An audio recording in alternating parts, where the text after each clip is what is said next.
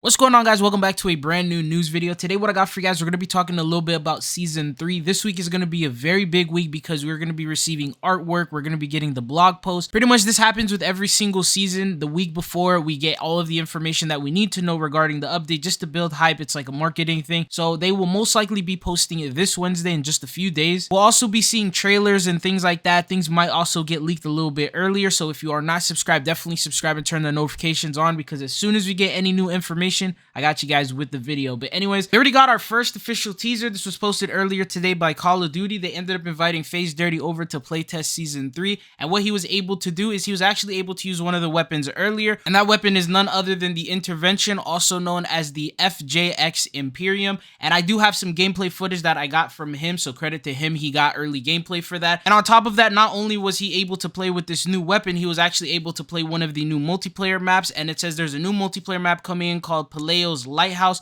which gives like a darker vibe. It has rain and all that. Sort of reminds me of Summit a little bit from the Black Ops series, but it actually seems to be a remake. And the craziest part is I didn't notice this the first time I watched this, but around the second time is you can see that it looks like a remake of a state. Inside the building is pretty much exactly the same. Obviously the weather and dark and the rain and all that makes it pretty much really like indistinguishable, but you can actually tell that it really looks exactly like a state. I don't know if it's going to be a full remake of that map or if they're taking parts of it from the OG Modern Warfare 2, but it just looks so similar that I just had to point it out. And it looks like a pretty good map, I'm not gonna lie. It looks a lot different than some of the usual maps that we are used to, which definitely has me super excited because the map looks good. The first weapon that they've decided to show already looks good. So there's a lot of hope for season 3, but this is the first teaser of many. And as we get more, I will be making more videos and covering them. Now, the teaser really didn't give us that much information other than the brand new map and the Intervention, but we do got a lot more to talk about. The first thing is going to be the battle pass. It's going to be like a typical battle pass that you get. As of right now, what we do know is Valeria is going to be the main character in the battle pass. So she's going to be tier 1,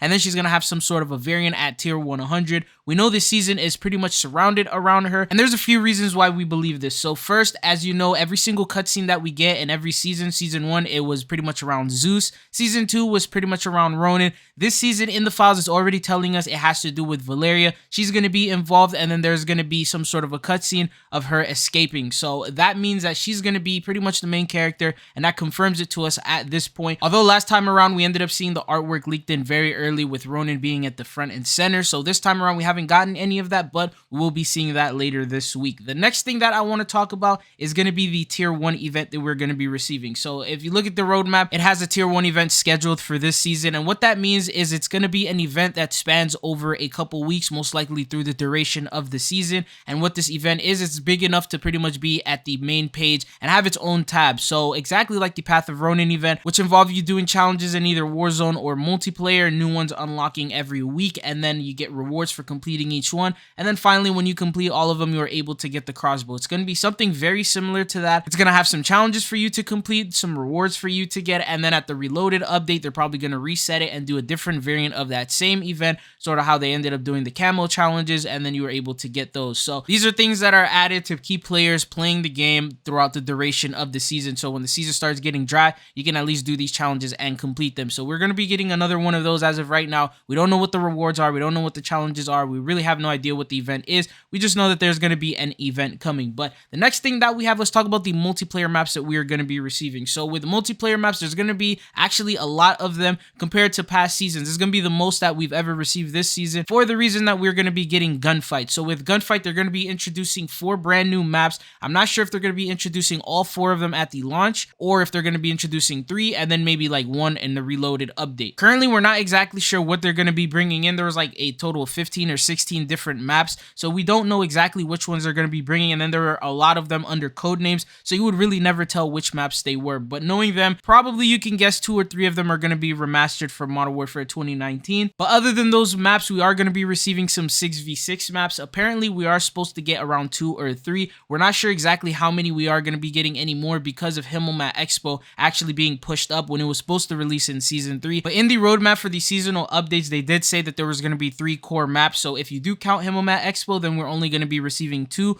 But hopefully that's not the case and they continue pushing up these maps and give us more content. But the next thing that we have is also going to be a battle map. So with these battle maps, it's technically going to be just a bigger map than usual, sort of like Ground War and Invasion. And those typically they do recycle them, unfortunately. So they bring them either from Almazra or, which is going to be most likely in this case, going to be bringing it from Ashika Island. So maybe some popular points of interest there. Bringing in Suki Castle, so that way that's playable in multiplayer. Now, the bad news is we really do not believe that they're going to be bringing back any OG maps that are popular. For example, High Rise, Terminal, Scrapyard. We don't see them bringing those back because they're actually making a huge pack for COD 2023 regarding that, bringing in all of the OG maps and selling it for $70. So they're most likely not going to be bringing in the better maps this time around. So if they do remake them, they're probably going to remake ones that have already been remade in the past or ones that aren't really as popular. I do hope this time around we see a little bit more original maps. A lot of people did like Himmelmat Expo considering it was brand new and it wasn't a remake like some of these other ones that they've been adding. But anyways, let's jump on to the next thing that we have, and that is going to be different game modes. So unfortunately there's not as many different game modes, but this time we do know gunfight is one of them, which we've already talked about. The next thing that's in the files is going to be capture the flag, and then there's also demolition. So these 2 modes are also available. We're not sure if they're going to be added this season or not. Just because they're in the files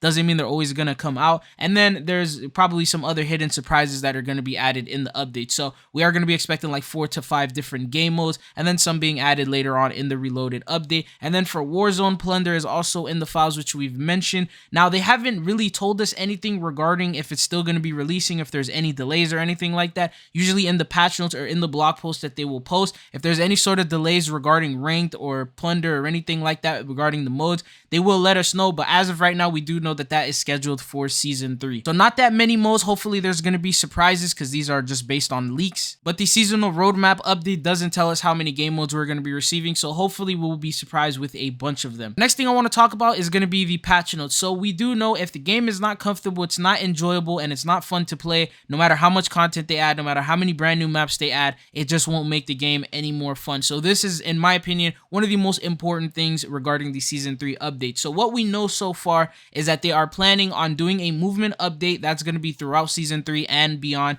which is going to be making the movement more smooth, more fluid, to pretty much help you get out of those sticky situations, to give you the opportunity to use the slide and the dolphin dive without being negatively impacted in terms of your movement. And then obviously we've talked about one-shot snipers. That's under the big umbrella of weapon balances and weapon updates, and that's a huge issue that they can't really do one update to change it overnight. So this is something that they've been gradually trying to fix and trying to change for quite a few months now. But as of right now, they've talked about the time to kill. They said the time to kill for far range is perfectly fine. They said they're happy with it as of right now. So when using ARs across the map and things like that, they said that works perfectly well for them. It doesn't kill too fast, it doesn't kill too slow, but they have admitted that the time to kill when it comes to closer range is a big issue. For example, SMGs and ARs that are built for closer range don't really give an opportunity. Whoever shoots first typically wins the gunfight, and the fights end a lot quicker than they should. So they are working on huge nerfs in terms of close range rather than long range. Another thing that they've also talked about is the pacing of the game, especially on Almazra. During mid-game, the game gets really stale. There's no one there. People are camping in buildings. The map is just really big, and a lot of times you're not really finding people to fight, so there's really not much going on throughout the middle until the circle starts closing, and then everyone starts getting closer together, and then you're able to actually find people. So they do know that the pacing is an issue. Also with multiplayer, there's a bunch of different audio issues, movement issues, pace issues, quality of life, time to kill, skill gap. It's just so many different problems